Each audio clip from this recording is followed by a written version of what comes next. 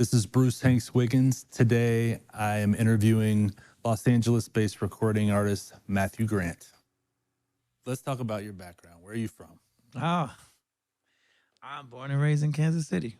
Born and raised. Kansas City. So Kansas, it's tricky. Kansas City, Missouri.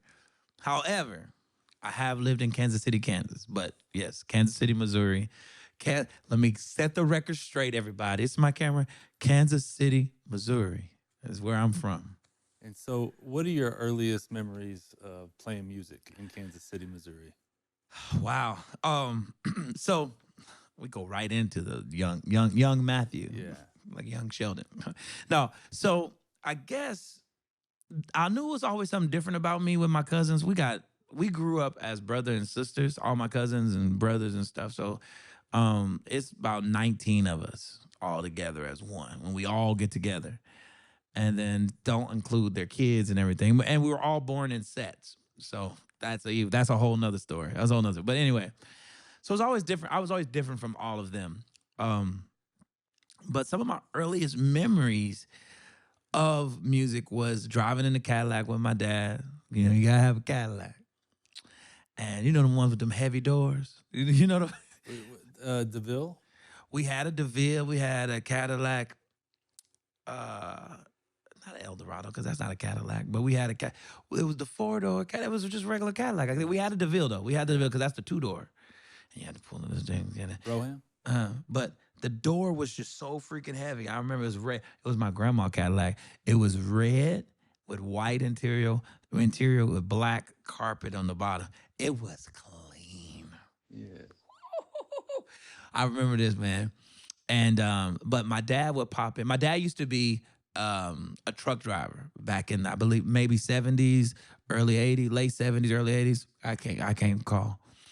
And he heard, you know, little people talking over the breaker 19, and they would be little races over it. And they would say song lyrics and stuff like that. So what he would do would go get the cassette tapes of the song lyrics they were talking, and he would learn the song. So now he knew what they were talking about. He knew the little slurs they were giving. And so I remember my dad, one of the earliest memories I remember learning how to sing was my dad. Well, there's two early memories. My dad wrote a song for me so I can learn how to sing. I'm gonna get back to the truck driver thing. My dad wrote a song for me when I was a kid so I can learn how to spell my name, because my name, everybody else has short names, and I had the long name. I had 7 letters in my name. So he was like, I say M-A, M-A-T, M-A-T-T, M-A-T-T-H-E-W, Matthew. And he would take me, because our house was in Missouri. So he would drive across the bridge. I still remember, like, to this day. I was 5. I don't remember this. This like seared in my mind. He would take me across the river, and he would always say, "We're in Missouri, we're in Kansas," like, because it was puzzling that we weren't in the same city, the same state. We crossed the river, go to my grandma's house. So that was it. But he always sang my name. Then we speeded up just a little bit, or fast forward just a little bit. I remember my dad playing David Allan Coe. You remember David Allan I know Coe? who David Allan Coe is. And I know what some of his lyrics contain. So you understand what I'm saying? Yeah. So my dad, I remember him playing like, and I'll hang around as long as you will let me. I learned how to sing harmony to David Allan Coe. That was the first song you learned how to sing harmony to. That was the first song. Was David Allan Coe. Yeah. And So I never minded standing. You Never Call Me By My Name by David Allan Coe. I was drunk the day my mom got out of prison. I learned harmony because my dad, so if David was going, and I'll hang around, then so my dad was, and I'll hang around as long as you will let. So I'll just take the tie. And gosh. I'll hang around as long as you will let me. Wow. And we just found it. I just found the note. Yeah. There's a lot more nuance in the joy that I'm talking about with the joy I'm talking about with my dad, and I'm sure we'll get to it at some point. But then I remember, still, no one knew I could sing. So I ended up joining the choir at school. I was like 11 or 12, middle school. And bro, it was kind of crazy because like I got a solo. And when I got the solo, I went home and told my mama. I was like, "Hey, ma," and this is so indicative of black mama. This is like this is the quintessential black mama from the 80s, 80s and 90s, the early 90s. This was it. Mama, I got a solo. Boy, don't you go up there and embarrass me. Don't you go up there embarrassing me. So I remember I'm telling them did the solo, we did the thing, the concert, and it was good. And what ended up happening for me was our neighbor was talking about church. And she was like, we sing at church every Sunday. I was like, wait, I can sing every Sunday? And so so that was kind of like my earliest memories. It was like starting to sing. Like I learned how to pitch. I learned pitch and tone from my dad singing in the back seat of the Cadillac to David Allen Coe. David Allen Coe. I thought that question was going to go a different direction when I asked it. I thought the answer was going to be related to church first. No. And had no idea it was going to involve David Allen Coe, truck drivers. That sounds like a country song in and of It itself. sounds like a country song in itself. When I go to Nashville, I always request them to sing "Call Me by My Name." I got the high part. That's my song. So you mentioned that after your dad exposed you to music and harmony, that you went to church and started singing on Sundays. Yeah. And did you start playing piano in church as well? It happened simultaneously. So no lessons, no nothing.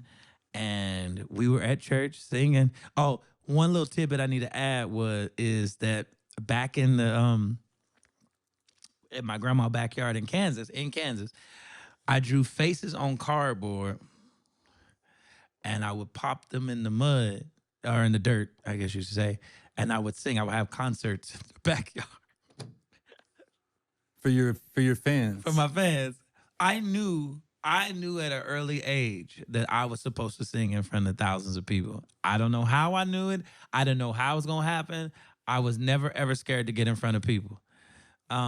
But yeah, the way I started playing piano was we were at choir rehearsal one day, and I didn't start on the piano quite as a kept. I started on the organ. You'll have a B3? We had something like that. Yeah. It was something like that. And I figured out how to turn the thing on. And I started playing. It was like, I wasn't playing like that, but it was in B flat. That was the first key I learned how to play in. And it didn't sound good, but like my hands just kind of fell onto the keys, and I kind of just like figured it out, and I became the organ player in my church at like 13.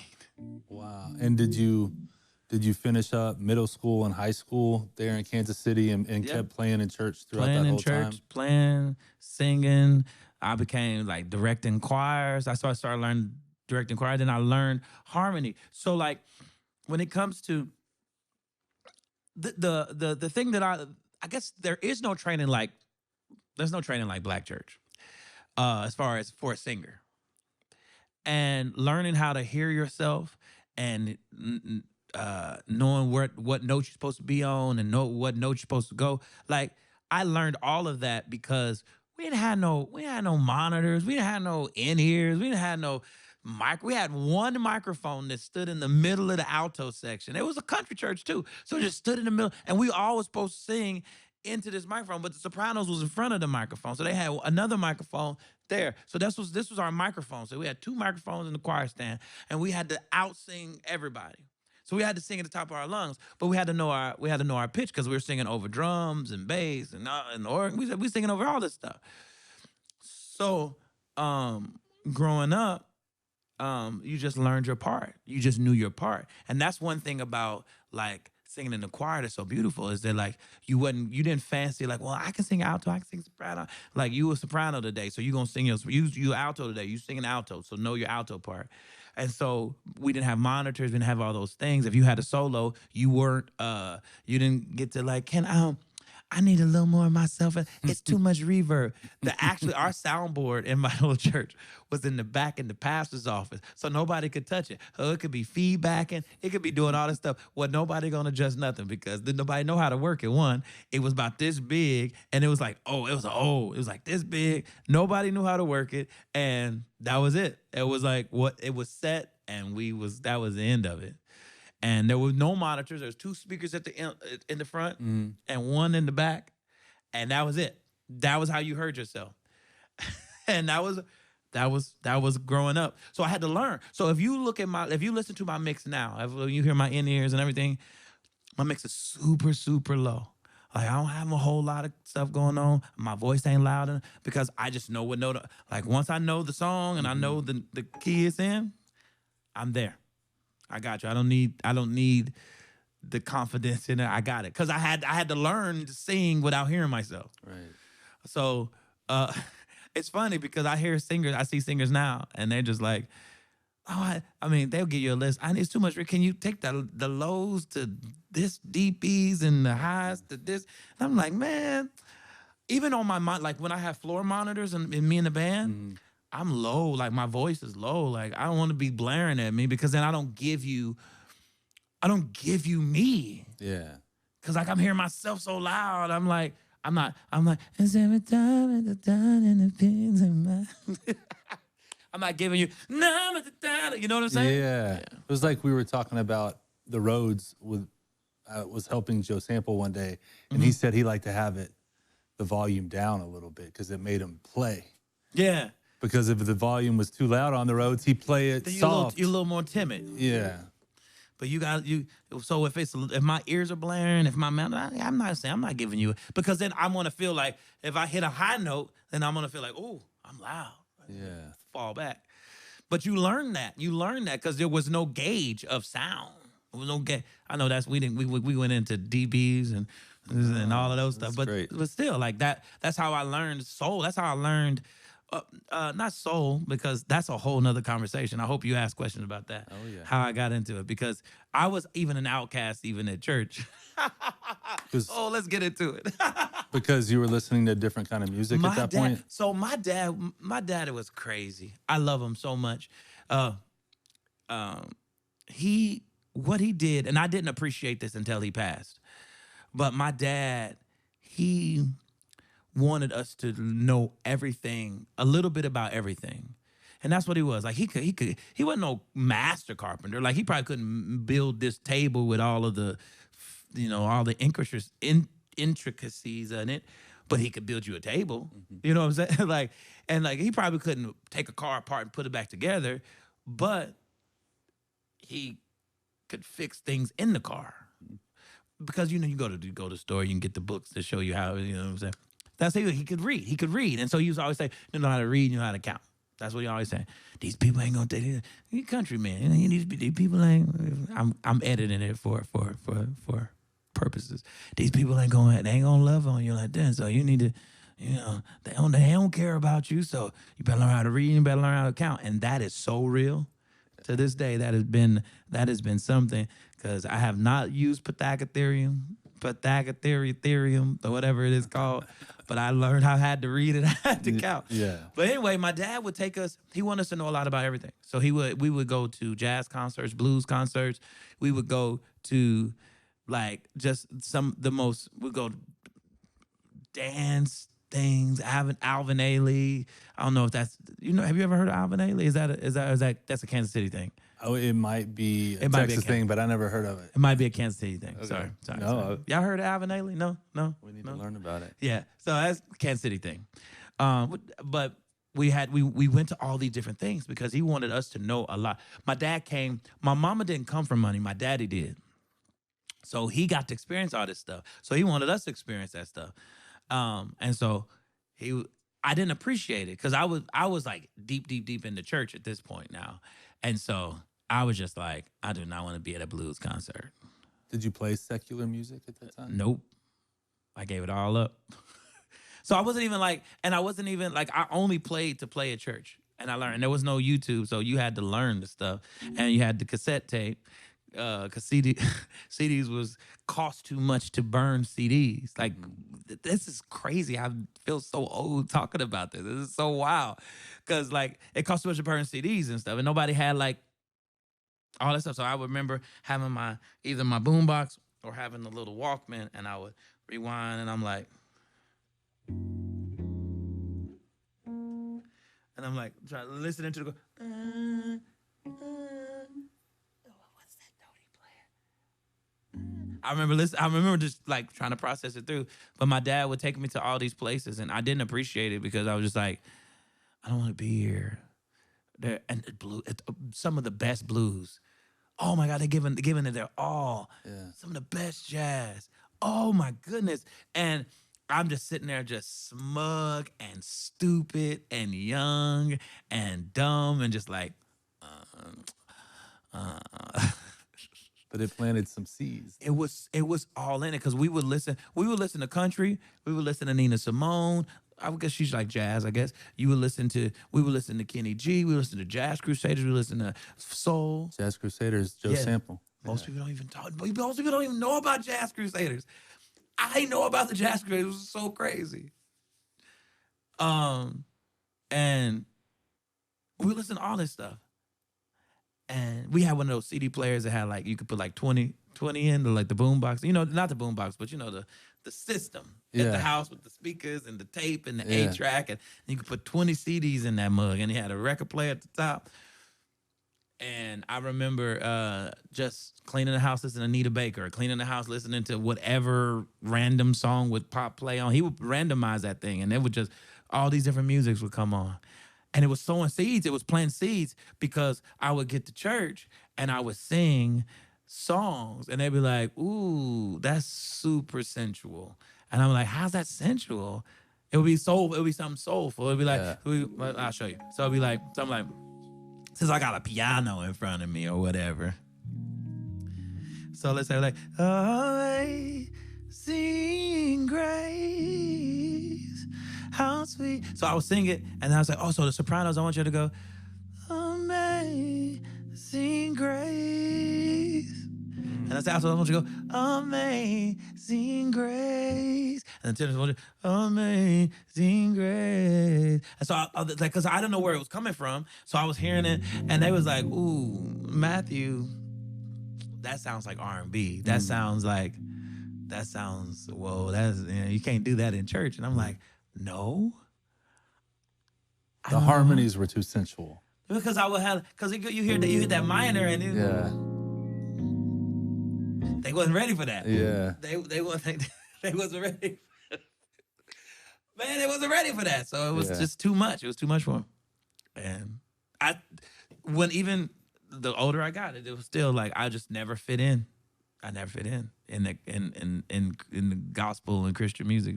Now I could probably sing gospel music and it'd be okay, but I don't want to do that now. But I do. I love gospel music. Yeah. But I don't want to become a gospel artist. Well, I know you've lived a lot of different places. Yes. So where did you go after Kansas City? Kansas City, 2004. Then I went to Columbus, Ohio. I wasn't even. You ready for this? You ready for this, bro? I was not even trying to be a singer. I wasn't trying to be an artist. I wanted to do something different.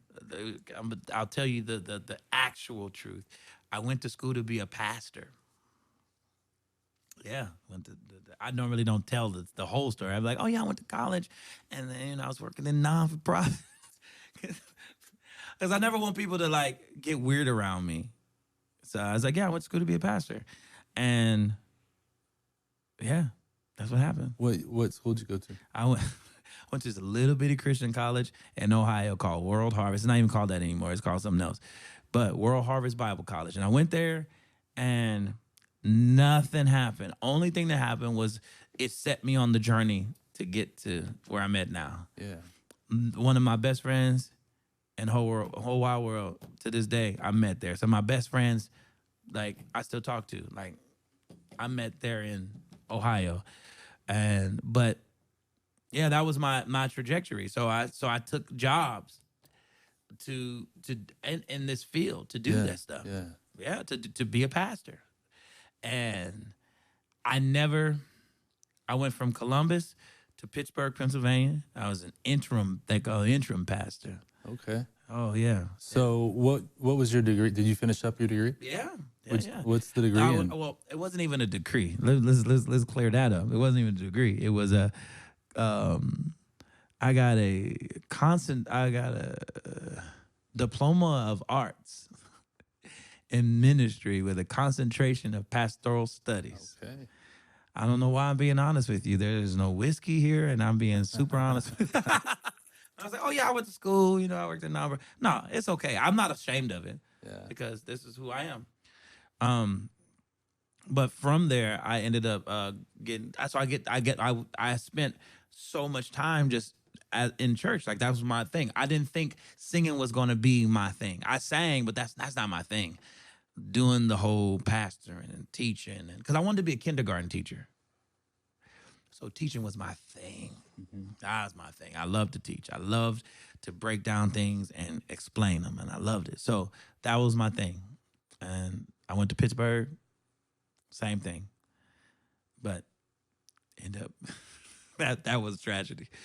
Then moved. Oh, sorry. Am I going too fast? No. And then I end up. So I was there for a couple years in Pittsburgh, and it was just it was a very violent and violent and like emotionally violent, abusive, I should say, not violent, but abusive, just abusive relationship with the church. And this is not to say that the church is like this, but this particular church was very abusive in their language, in their deeds, and everything that they did, and it was so terrible. But because my faith and all that stuff wasn't about the church, it was about it was personal. It didn't bother me that they were stupid. I didn't think like, oh, I'm just gonna throw the whole thing out of the water. I was like, y'all stupid. Not God's not stupid, y'all stupid. Yeah. So that took a toll on me. It took a toll on me. Like it was like I didn't want to do it. I didn't want to do it like this anymore. It was bad, bro. It was bad. Like I don't even go into it because it was because I don't want whoever watched this to think that that's how all church is. But like they were talk about toxic. They would take this particular church, it was cultish almost, where they would take what you liked and then flip it on you and say, oh, you want a wife. Well, guess what? God's not going to send you a wife unless you do this, or God's not going to give you this unless you do this. And so you're young, you're naive, you're like, dang, really? Okay. So you start doing the bull that they talking about, and you still didn't get. so it was just super abusive. So I got out of 3 years. I got out of that, but I left. I packed up a U-Haul and I moved to Buffalo, New York. When I get to Buffalo, New York, I don't have a place to stay. Why'd you move to Buffalo, New York? That's a cold place to move to. There's a lot of nuance in that story. I can just say that I teaching and doing the thing. I taught at this conference in Erie, Pennsylvania. And then I got invited, not even in Buffalo. It's a town outside of Buffalo. But if I say the name, no one knows it. It's Dunkirk, New York. So there was a grand opening of a youth center, and they asked me to be the guest, like the keynote speaker kind of thing. Because they were at the conference in Erie, PA. So I go there and I speak for their grand opening. And after that, I was like, man, these people are cool. And things were going terrible at my church. And I was like, I can't go back. So I left church. I was like, I'm done. So I'm just chilling in my apartment. Pittsburgh is special to me because that was a place I lived on my own. Didn't have any roommates, didn't have anything. It was me by myself. And I packed up everything. I was working at this place called the Day School at the Children's Institute. I was working around autistic kids and it was special needs kids. It was beautiful. And I was like, man, I'm scratching that itch of wanting to be a teacher. Eventually, I left, I packed up, and I moved to Dunkirk. But there was no place to go.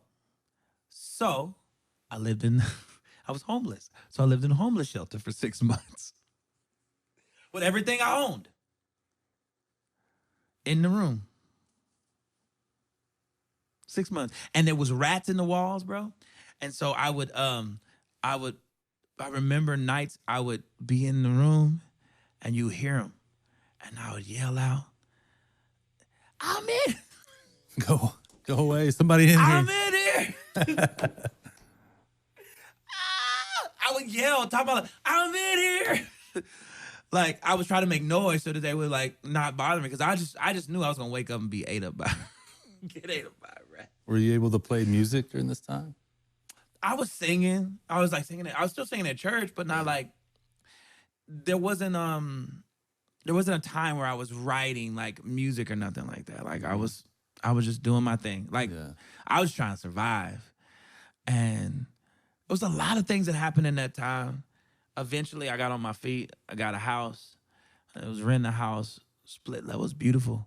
I started working at the school, working in special ed, just doing the thing. Things turned around for me. It was great. I was working at a Spanish church, so I started learning a little Spanish. I didn't know that. I know, man. That's why I started singing. I could sing in Spanish. I can't speak it, but I can sing it. Okay. And yeah, man. So it was like, it was really cool. That don't mean, hey, first off, that don't mean Mark Anthony. that don't mean that. Yeah, bro. But so like, yeah, that was kind of my thing. And I was like, I felt comfortable. I felt like my life was finally had meaning. It was finally making sense. I was like, oh, this is great. I got all these young people that are like at this youth center now, and they're like, I'm like their leader, and they're following me. I'm running the youth center. It's packed every Friday. Like, kids ain't on the street. They're not doing nothing stupid. Like, I felt like this was the thing. And then all of a sudden I knew something was up, and I was like, yeah, I gotta move.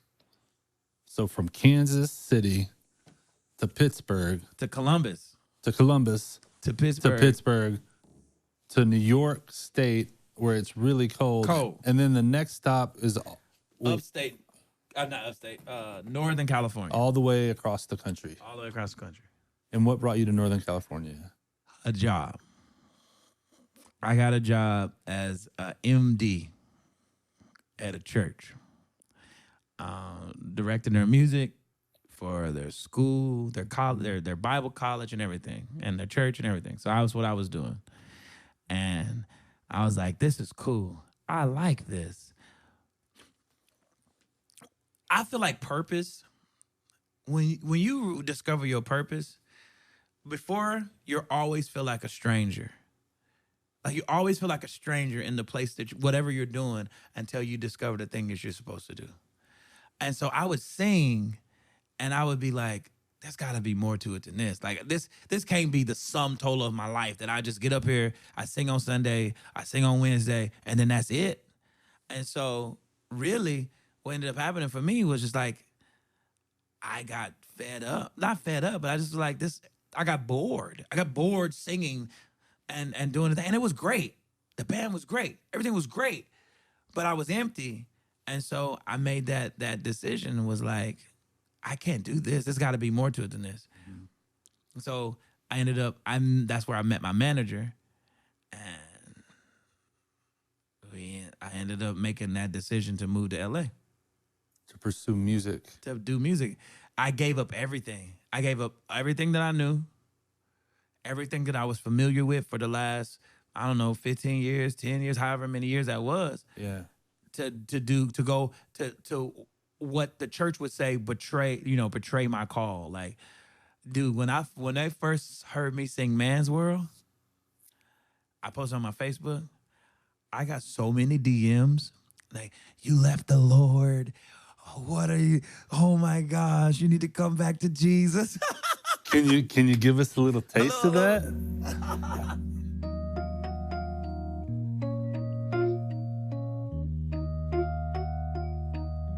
This is on the spot. It's a man's world. It's a man's world.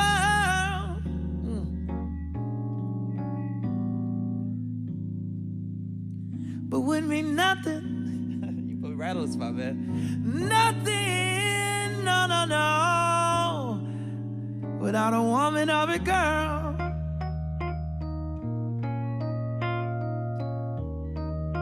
I get the first verse here. You see, Man made the car. Yeah. Take us down the road. Man made the train to carry the heavy load. Man made the electric light take us out of the dark. And man made the boat by the water, yeah, like Noah made the ark. It's a man's world, that's what they say, y'all. But wouldn't be nothing, no, no, no, no, no. But I don't want me another girl. Ooh, come on. So they heard that. They was like, "Oh, you love Jesus." I was like, that's a good song. I don't know what you're talking about. That's a great song. I love that. That's amazing. Thank you for singing that. That's my jam. So, how long have you been in LA? 8 years, man. 8, 9. Oh, going on 9 years. Wow. Whew. And I know you've released a lot of music since you moved to LA. Loads of music, bro. And it's all on Spotify. All on Spotify, Apple Music, wherever you stream music, you'll see it. Even on SoundCloud, there's some stuff that ain't on Spotify. You can check out. Okay. Yeah, SoundCloud got some exclusives. And I've noticed that you've hit on a lot of different genres in your music too. It's always Matthew Grant's version of. And an amazing voice and spirit. There's been a lot of different kinds of music, from house vibes or EDM vibes to pop to soul to rock to a holiday music. I love a good Christmas song. And then your live album. Yeah. Where was that recorded? I was recording in Hollywood at a club that we will not name. Okay. They will not get any. and that seemed a lot more soul influence. That was me. Yeah. It took a long time being in LA. It took a long time for me to find my lane, because I knew, like I was telling about my dad. My dad exposed us to me and my brothers, to so much music and so much life that we had to kind of figure it out. Like it's not just figure it out. Like at any given moment, talking to like any of my brothers, it's 4 of us. Any of my brothers, they could be listening from rap to blues to soul to rock, country, like at any given point. It was that's just kind of how we agree. Was the guy like, I don't know if the hope, like, this is not offensive, schizophrenic in our listening, because like our what we listen to, our playlist is all over the place. So that kind of lends, like, I didn't know where I fit, but I knew who I was in the sense of I know what I give. So I can sing on an EDM track. If you called me and say, Matthew, we want you to sing on this EDM track, that means you know what I give. So I'm not going to change my style. I'm not going to go crazy. Yeah! But I'm going to give you Matthew on an EDM track because you called me. And so when I moved to LA, that was my mantra. You called me. And I had to remember that. Like, there's an episode of Martin where Martin was talking to Gina. He was like, Gina, they call me. And that thing just kind of, it's, some people will get it, some people won't. But I remember that episode where he was like, Gina was trying to do all this stuff, and he was like, Gina, they call me. So I'm going to give them me. Like, if you wanted something else, get that. And I won't be mad if I miss the gig. I won't be mad if I don't get that gig. But you call me, so. And it seems like all of your music has real positive vibes to it. Positive. Yeah. Yes. And that's not purposeful, but I think that's just who I am. Yeah. So what are those positive themes that are like the common thread across all the genres, across all the songs? What are the themes that you find yourself writing? I think I write a lot about love, and I write a lot about love, and I also write a lot about breakup, but not in the breakup in the sense of like my life is over, but breakup in the sense of hopeful. Like, yeah, this is over, but something new's on the horizon kind of situation. There is I feel like I was actually telling somebody this on the plane today. The guy sitting next to me. I was like, I feel like my music speaks twice to you. So you'll hear a song, but then the melody carries the feeling. So you may hear a breakup song, but you may feel, I need to make that phone call. I need to send that text, reconcile. I need to, you know what I'm saying? And so that's what I feel about that's kind of what I want my music to do. So I have a song that called Next in Line that is not about, if you listen to the whole song, you realize that I was talking about my dad. But normally when I first started singing, I would never disclose that I was talking about my dad. I normally just sang it as a breakup song, but it's about me and my father's relationship. And so, because my dad, before my dad passed, we had this kind of tumultuous relationship. And now that he's passed, things, it was actually like the day after he passed that the healing started to begin. Not because he passed, but because of him actually being the cheerleader for me, unbeknownst. He's unbeknownst to me. My dad is an old school. And I talked a lot about my dad. Even I'm super, super close to my mom, but I talk a lot about my dad now because I didn't have that adult relationship with my dad. And so these themes come out about forgiveness and love and all those things because, man, like, it's important. It's so important. We be fighting. So many people be fighting corpses. So many people be fighting ghosts. They mad at ghosts. Like, yo, you need to move on. They ain't coming back. And you broken and it's ruining every relationship. You can't have a good relationship because you mad at your mama who been dead or your grandma or your uncle or. Yeah, I listened to that song right before we started today. Next in Line? Yeah, and it sounded like there's a lot of accountability in that song, right? Yeah, especially towards the end. Yeah, because I don't have a problem talking about it. My dad was a binge crack addict. My dad was super smart, came from money, so he was well-to-do family, black family in the 50s, and the 80s, the 70s and the 80s was hard for black men. They was pushing crack, and that war on drugs and stuff was hard. It was hard on black men. It was hard on a lot of people, but crack cocaine killed. It killed the black community during the 80s, and they got hooked. And my dad got hooked on drugs, bad. But he was a binge addict, so he would not come home. But if he had money and he had a hankering, he wouldn't come home for a week. He wouldn't come home for 2 weeks. I mean, I'm the youngest of 4 boys. My oldest brother's 15 years older than me. So because I'm the youngest, I had to go to, the crack houses. I had to go to find my dad. Sometimes my dad would just leave me at school. And I took I took it personal. You didn't pick me up from school. You went and did crack. So living through that and experiencing that, when you get of age and you start recognizing like, yo, you doing drugs? Already as a teenager, you already have a chip on your shoulder for whatever reason. You already have this chip on your shoulder. Yeah. Add bull crap to it, You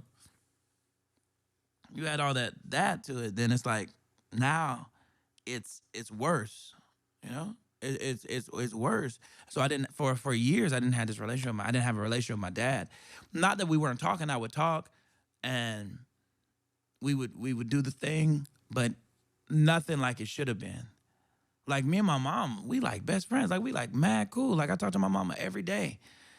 But now that my dad's gone, I wish that I had that relationship. But that comes out in my songs because I feel like a lot of people had daddy issues or mama issues or uncle issues or some kind of issues. And as a man, being able to express these emotions masculine and it not be something any other way, but just that's what it is. Mm-hmm. I think it's beautiful. I don't have to bottle it up. I don't have to cage it in. I don't have to be subliminal about it. This is what it is. Mm-hmm. I wish that I was strong enough so that you loved me, because I didn't feel that way. And this is how I felt. But then I realized when he passed that I didn't know what drug addiction was like. Because I'd never done drugs, so I don't know what it's like. So I don't know what it's like to be addicted to something that you can't shake. Oh, wow. Yeah, I totally just reimagine. I just now understand what the song was. I misinterpreted the song, I think, when I first heard it. Now that I know the story behind it, when you listen to it again, you're like, oh my God. Yeah.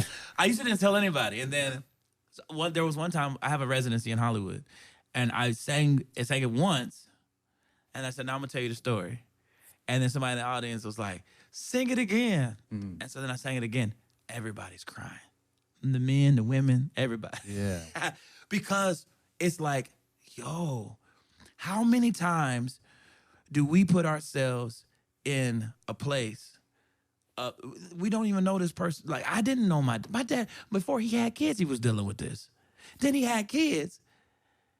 And now all of a sudden, he's supposed to drop crack and just be 100% dad? No, it's impossible, especially not without help. And then my mama didn't know how to help him. So they're fighting and arguing. You spend all the money, you know, this toxicity, and it's just crazy. And we in the middle of it. And I don't shame my mom for it. I don't shame anybody for it. I like, thank you. I'm strong because of it. But like when my dad died, we went to his house, and his friend said, are you the singer? I was walking downstairs. And they said, are you the singer? I was like, yeah. Like, man, your dad used to talk about you all the time. Shattered me. He was proud of you. Because he was in that generation of people that didn't talk about their feelings. Yeah. But all he could do was he could talk about it to everybody else, but he wasn't gonna tell me, right. I'm proud of you, Matt. I love you, and I'm so excited. I'm just grateful for everything. He told me he was proud of me, but he didn't say it enough to where I felt like he was proud of me. But again, the reason I didn't feel like he was proud of me because I thought that his addiction and his issues was because of me. I made them my issues, not necessarily because of me. So that's why you get the, guess I wasn't good enough, really didn't measure up. I'm sorry if I wasted your time. I'm making it about me. Hope the right one is next in line. I hope my brothers are good enough for you. I wish I wasn't good enough, 'cause you wouldn't be giving up. That's not the right words. I'm sorry for wasting your time. I hope the right one is next in line. Like, that whole song is me just feeling like I don't fit in. So I hope you get what you want from your other sons. Wow. And then I have to sing it now from a place of like, it took like 2 or 3 years for me to like really just like be broken and like forget my dad and like move on. Mm-hmm. And like, oh no, I'm free. I can do this. And so I can talk freely about my dad teaching me it, right? I write songs because my first introduction, he never did that for any of my brothers. He didn't sing songs for my brothers. He sang songs to me. I learned harmony because of my dad. I can attribute everything I know now to him because I processed that thing and I walked through that thing, and I'm good now. Yeah. Yeah. It's beautiful, man. Yeah. My wife's favorite song that you sing is, she tells me, is Woman. Woman. So I have to ask, what was the inspiration for Woman? All right. Here is a sidebar. I was considered for 2 Grammys for Woman. Best song, and then best traditional vocals. Just throw that out there for free, or performance, I guess. Best song, and then best traditional R&B vocal performance. But Woman didn't start with me. Woman started with a friend of mine named Martin Luke Brown in London, and he was coming to LA and was gonna do a session, and he said, Matthew. It's like, Matthew, I got a song. And I started writing it, but this ain't my song. This is your song. You got to sing this song. I'm going to send over the demo now. So he sends it over, and I'm listening, and I'm like, I can't sing it this high, but yeah, let's do it. So he pulled it down, and I was like, okay, we put the G. He's like, okay, let's do it. And then we added some more stuff to it, you know, so it made it my own. So I made it my own. I was like, well, let's say this, let's do this, da da da da. And we record. Now what you hear is the live version, but we recorded it in his Airbnb, in the kitchen. And it was when he wrote it, he started writing a song about his mom. And he was like, he has a great relationship with his mom. But when he wrote it, he was like, this song needs to be sung by somebody who got some feeling, got some oomph. And then when I sang, I just sang that thing for all the strong women in my life, because had it not been for my mom and my grandmas and all of those, you know, aunties and them, I wouldn't be the man I am today.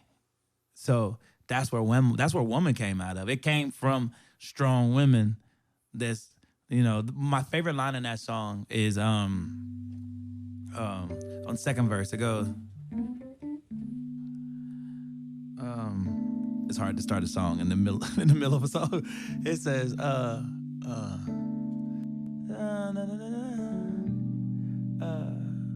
the highs, all the lows, 'cause of you. That's my favorite.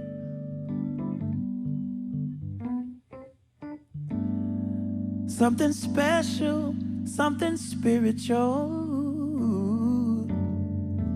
Somebody's daughter, someone's a miracle. Every day, doing what you do keeps me sane. So just thinking about like when my mother was born, she was she was my grandparents' miracle. Like, that's somebody's miracle there. Like, wow. And everything that she did, even with the things that was happening, you know, moving from house to house to house, living with lights, gas, no water, and all that stuff. Like, all that stuff, like, she everything she did and kept us. We didn't know we was poor. We didn't know we was broke. We didn't know we didn't have. Every time she went to the ATM, she was able to get money out. We didn't know that it was $20. We just knew that she got money out. And look, you know, like, yeah, thank you, Mom. You know?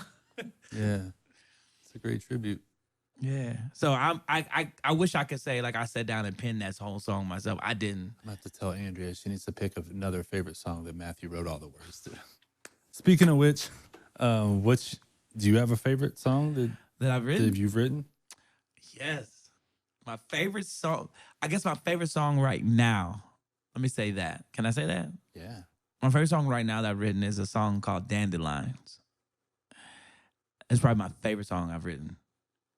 Can we find that on Spotify? It's not out yet. So I would have to, like, give you a sneak peek right now. You could do that? Yeah, it's my song. All right, so Dandelions is about when we were kids and we thought dandelions were flowers, how we were invincible. So I'll give you the first verse and the chorus. That's what I'll give you. All right.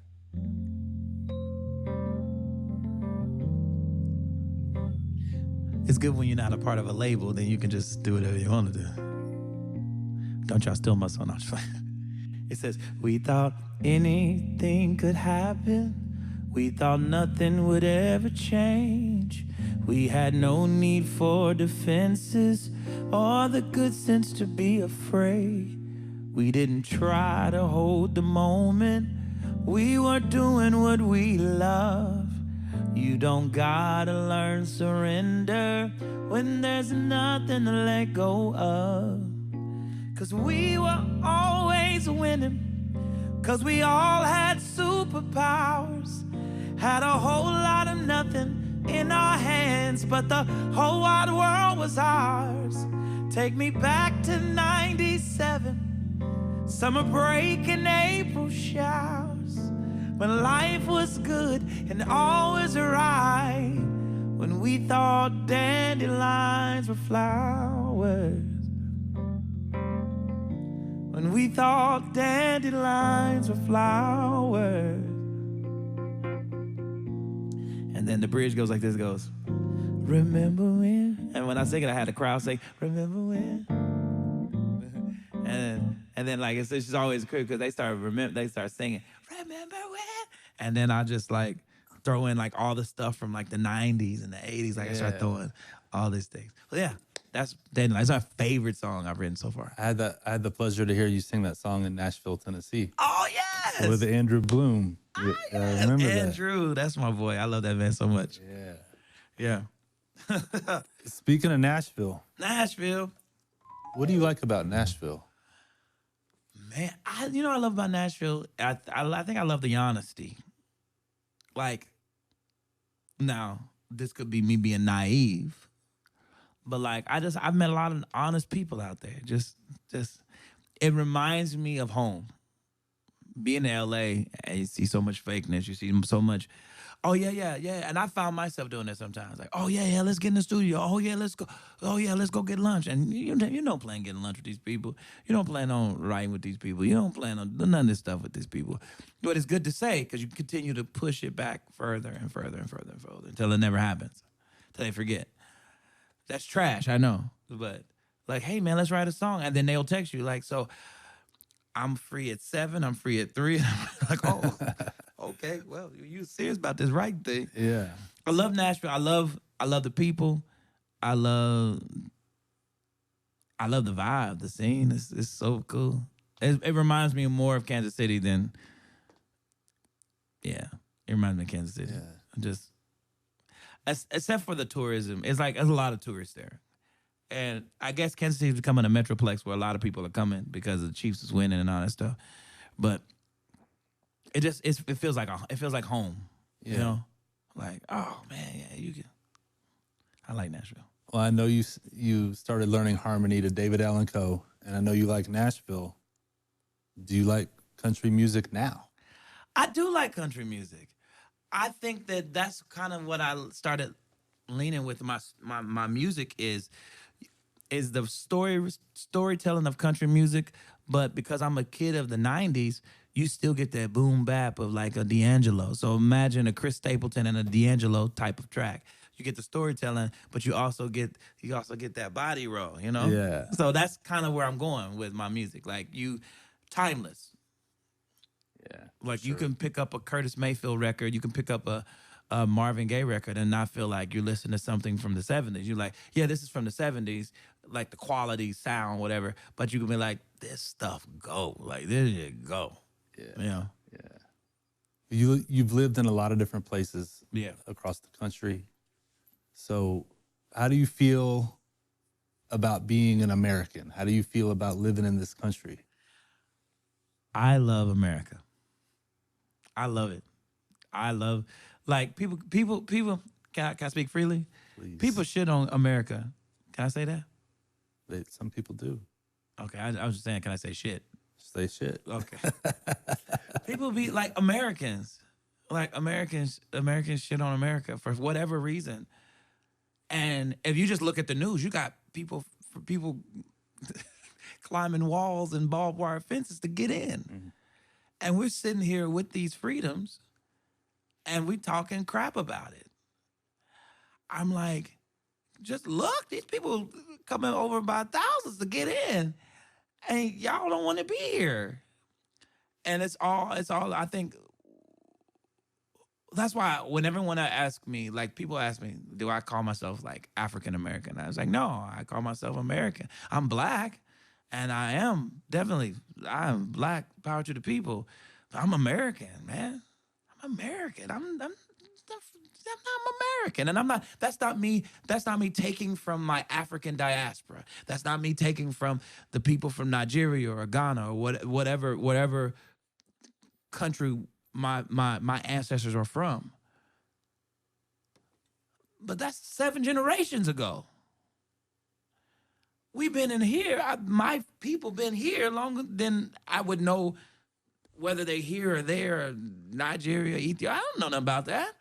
But I do know that I do know about my people who lived here, and we're American, and I love it. I love everything about it. I love that when my mom was younger. I don't love that this story. My mom, when she was born in 52 or 51, and she in Kansas City, Kansas, could not. There was places in Kansas City, Kansas, she couldn't go as a black girl. In Kansas City, Kansas, she could only swim on Sundays. She came at the end of Jim Crow. She could only swim on Sundays. I can go where I want to go anywhere in this country. Now, there's places that you probably don't want to go. But I go anywhere I want to go as a black man. And I can swim where I want to swim. They're not draining the pool on Sunday nights after the black people get in it no more. They're not doing that. That's progression. That's a perspective. Like, my mama was raised on $980. I think she said $950 a month. Nah, I make that in a gig. You know what I'm saying? Like, it's like what she was raised on a month, I do in a day. Why am I? No, like, I love it. And not that we not terrible, not that we got our problems and our pains. I love being American. I wouldn't trade. Now, I might want to live abroad because they stupid. We stupid. I love this. I'm proud to be an American. At least I know I'm free. No, I am. I'm proud to be American, and I'm proud to be black in America because not that this was supposed to be this about music, but whatever. About me, I guess. We come over as slaves, and in the midst of all of that, we create a culture. Our culture is stripped from us, and we create a culture in a culture that they're trying to create as well. And so black Americans create a vibe in the midst of all kind of chaos. So that's why I'm proud of the freedoms that I have in America, but I'm also proud to be black in America because the history and the lexicon and all of the things that come with that is like, that's beautiful. And I would hate to diminish the progress and how beautiful that is by being triggered by struggles that I'm not facing. That's my story. It's not everybody else's story. Don't add us in the comments. That's my story. Whatever. Man, you're a humble guy, and you're an authentic person. Since I've known you, I've learned that you have a kind heart. I imagine every time you step off stage, people are giving you praise. Happens every once in a while. And telling you how talented you are and how they love your songs.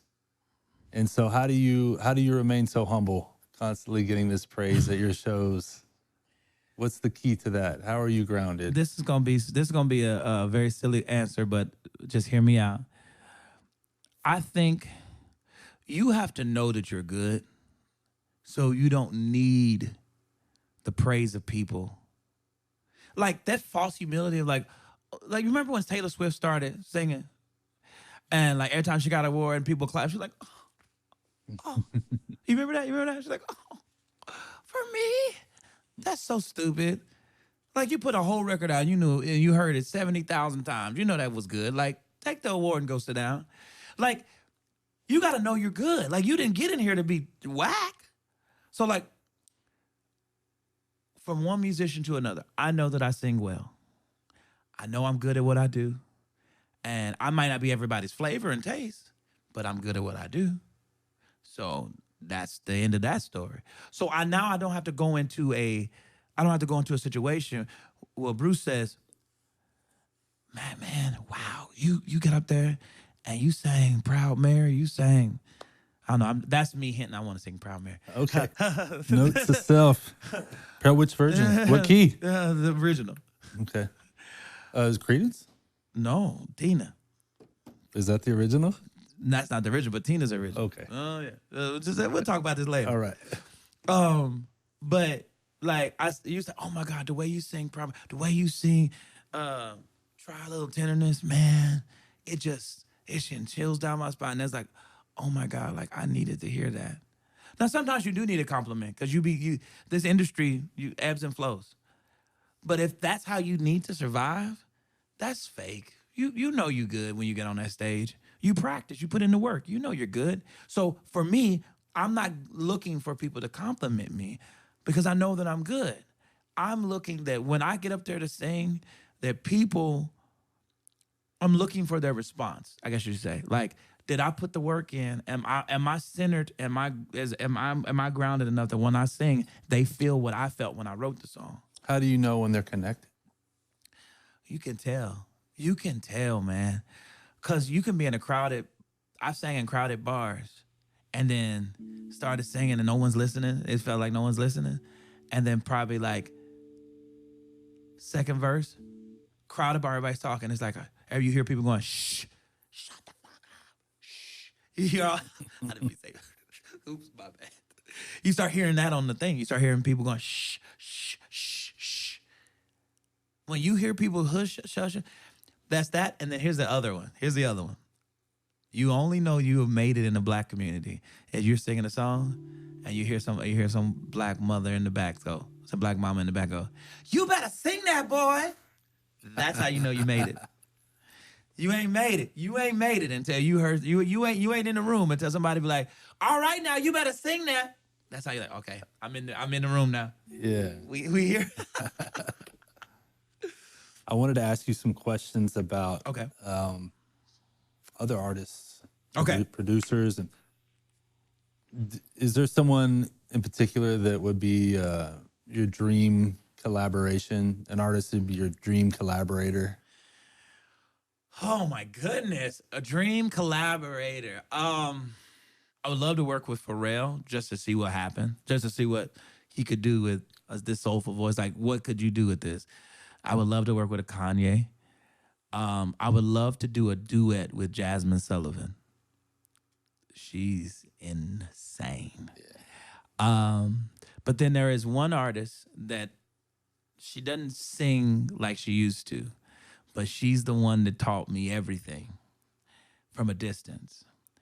And two people. I would love to sing with Israel Houghton. Mm-hmm. I think he's a Houston boy. He used to come down here all the time to Lakewood. Does he still come to Lakewood? I don't know. No. He lives in L.A. I would love. I mean, I got his number. I did a radio interview with him. I would love to sing one time with him. And Twinkie Clark from the Clark Sisters. She has literally transformed how I sing, the way I sing, the placements, like everything. And if there's anybody that I would like dream, like who you want to sing with, Twinkie Clark. Twinkie Clark. She's the queen of the Hammond B3 organ. Can we hire Twinkie Clark? To do what? To come play the B3 organ and sing with you? I wish we could. I wish she could. Where's she live? She lives in Detroit, Michigan. Okay. And she's phenomenal. Like, she don't sing the way she used to anymore because, health reasons and things like that. I mean, she's pushing almost 70 now. But, like, legend. She just accepted a Lifetime Achievement Award. The Clark Sisters at the Grammys just this year. Yeah. So, like, what? She wrote songs that sound timeless. Like, it's crazy. She's crazy. Was there a movie that just came out about they did a movie about them and everything. She's phenomenal.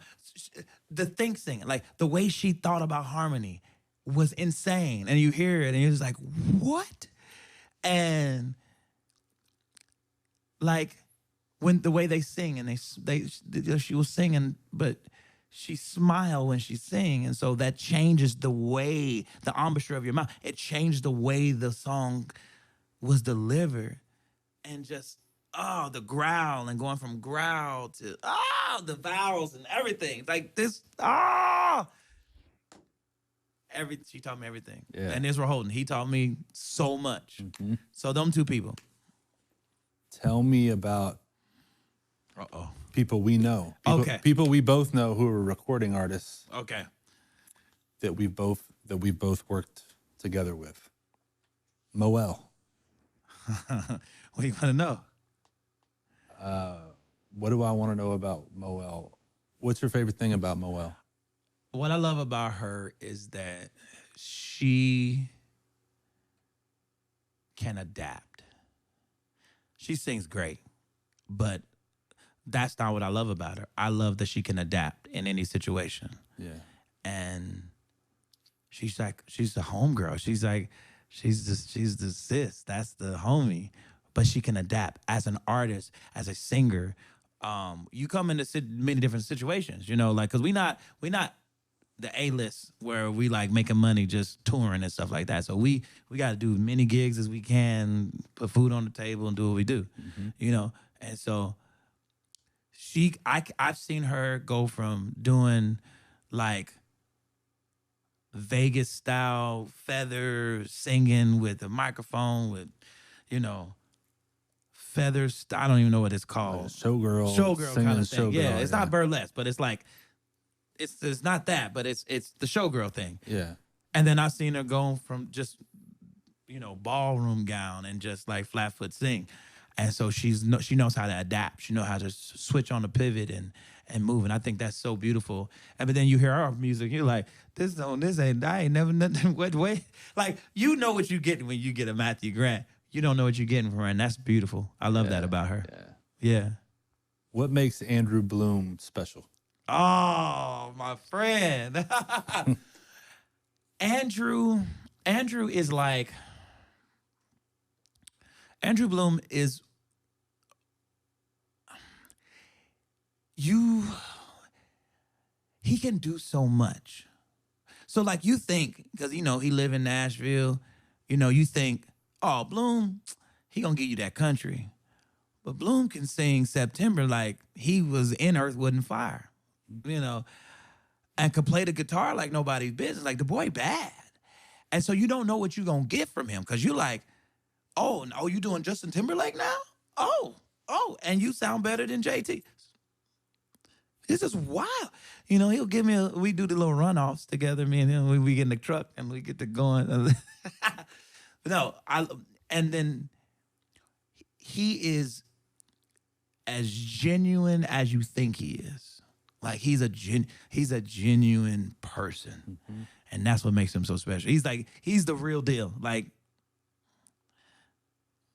yeah.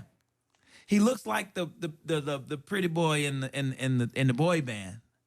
And you're like, oh, he's probably like, no, he is the genuine shirt off your back. Give you money if you need it. Sleep on my couch with my dog kind of situation. Yeah. Yeah. After I met Andrew, he said, I've got a friend in LA. His name's Matthew Grant. He's the best singer in the world.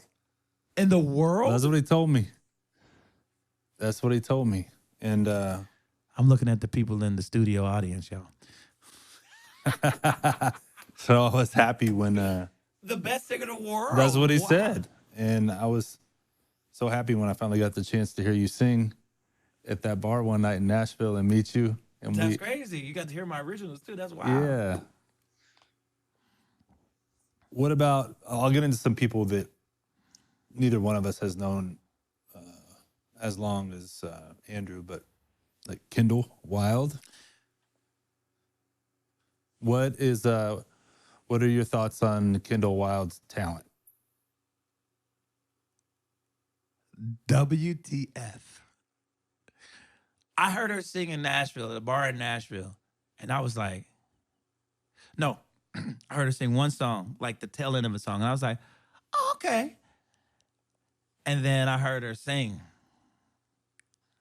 and I was like, oh.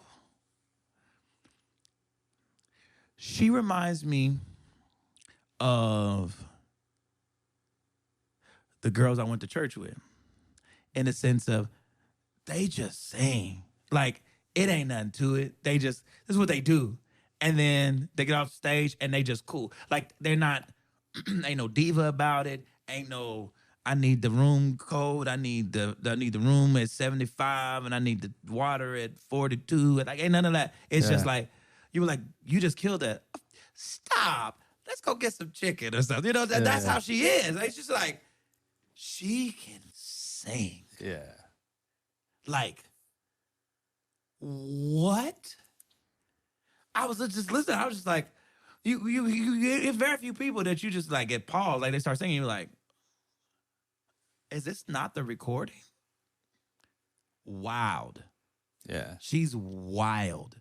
What the hell? Yeah. I love her voice. What the hell? Range, depth. It's not like, and you can tell it's authentic because you can sometimes, you know, and excuse me for saying it like this, but you get sometimes, you know, white girls who grow up around black folk that they try an affectation. Yeah, and she don't sound like that. Like she's like, this is her. Like, yeah, you can tell this is her. Like, yeah, that's what I do. About someone that you performed with a couple weeks ago here in Houston with the Dry Water Band, Nick Connors. Nick is a force. He's a force. He has range. He can sing. He can he will be something wonderful. It's potential energy, you know. It's not kinetic where it's like I know what it does, but it's potential. What it has the potential to do. He's young, and I believe that once he discover his sound, and once he discover, because he can sing very, very well, but he can sing everybody very well. So he can imitate very well and great at it. And this is no shade to him. This brother sings. But when he discovers who he is, like you'll never hear me sing Tennessee Whiskey like Chris Stapleton or David Allan Coe. Yeah, I know David Allan Coe sang Chris. Yeah, a lot of people don't know that. Yeah, I didn't know that. I'm saying into this camera right here. Yeah. You didn't know that, did you? I didn't either. And then when I found out, I said, who sang who originally? I was like, David Allan Coe? Let me go on and tap in. Yeah. But no, when he finds his voice, he's young. He's a baby. When he finds his voice, he's unstoppable. Yeah. What stands out to you about Simone Gundy? Simone reminds herself. She reminds me a lot. She reminds me of me, in the sense of she was singing. When I heard her sing, she sang Tina Turner, and she did a back bend. And then after the thing, I was like, "So you just gonna back bend in the song?" She said, "I don't know why I did that because I won't feel that tomorrow." And that's what, like, you be in the moment and you be singing and it be sounding good and be crazy, and then you're like, you know what? I'm gonna do a cartwheel. And you do this cartwheel, or you do a one-handed push-up. Now, when I'm in the gym, I can't do a two-handed push-up to save my life.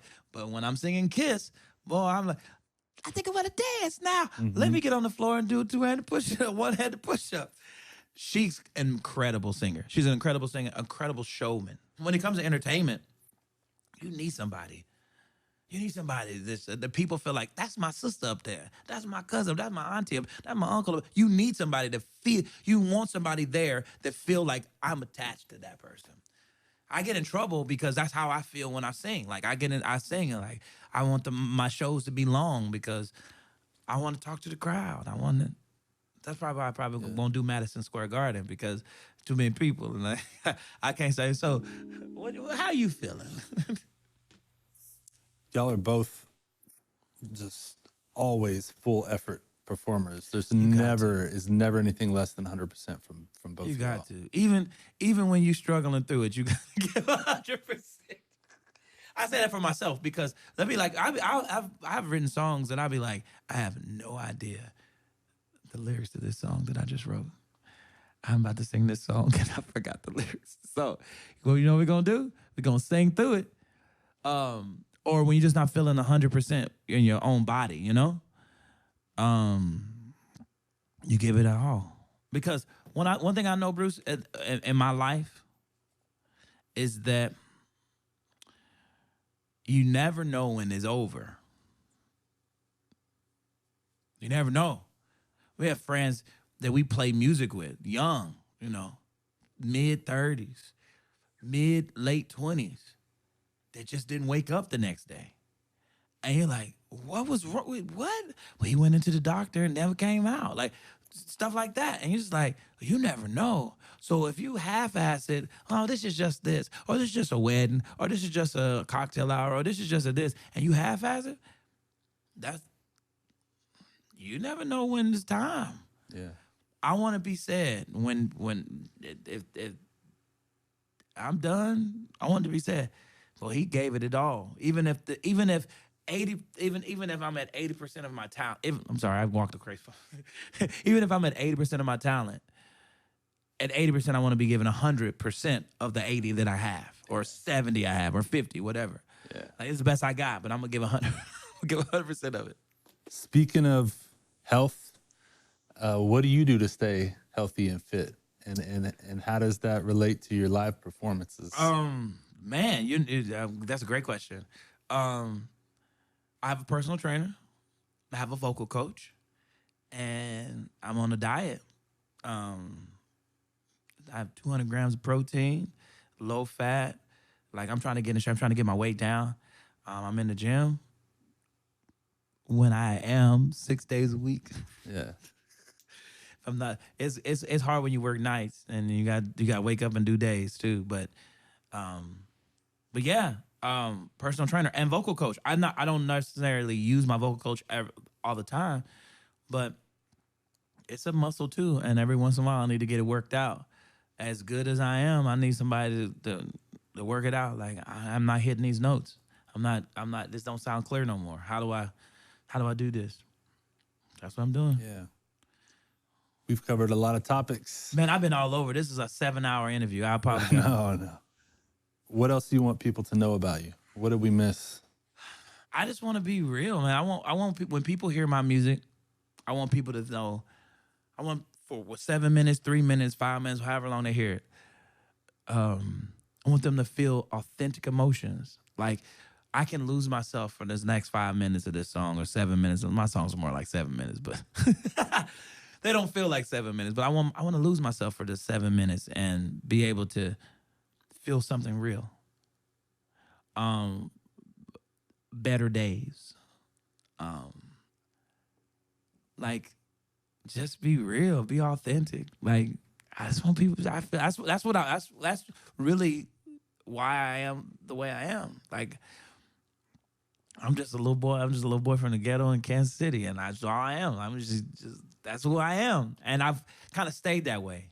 Like, I just got this young energy. Like, I'm just a little boy from Kansas City that's just trying to make it. When I got my first record deal in London, major record, I got signed to Universal, Polydor, same label that James Brown was on. What? Crazy. I go in, they said they're gonna put strings on my single, King for a Day. I go into The Guardian. I remember going in and I looked up and I thought it was gonna, they was like, we're gonna put strings on. So I think it's gonna be like 3 or 4 people is gonna be in a room. It's a 12-piece orchestra from the London Symphony on my record, my newest album. And I walk in and I get like halfway into the place. And I like well up with tears. Cause I'm like, man, I'm just a nappy-headed kid from Kansas City. What am I doing on his first single with the London Symphony on his record? That's crazy.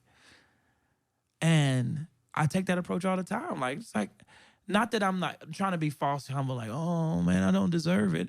Cause I don't really operate in deserve. I don't think people deserve anything. You work and you earn something. Like, don't deserve anything. But like, I just stay in that place, It's real. Like, when dandelions were flowers, we could imagine, we could dream. When we thought there was nothing that could stop us. And I have to reteach myself that there's nothing that can stop me. Like, I got a lot of things that I'm working on, but I know what my goal is. I know what I want to do. I want to be a household name. I want people to know, like, I don't want to be so famous where I can't go to the store. But at the same time, I want people to recognize me, recognize my name, recognize a song. I want to be randomly in Target and Shazam. That happened to me one time. Not in Target. It was at the San Francisco candy or ice cream museum. And somebody sent me a video. I was like, "Is this your song? They're playing your Christmas music in the museum." I was like, "That's crazy." But other than that, I've been on the radio too, so that was cool.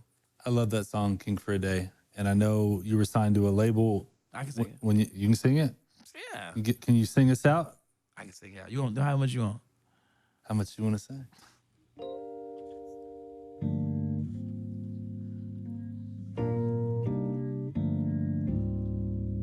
That is not King for a Day. That is Electric Feel. So sorry. That's hilarious. I started playing Electric Feel. You know Electric Feel? Yeah, we play it. It's one of my favorite songs.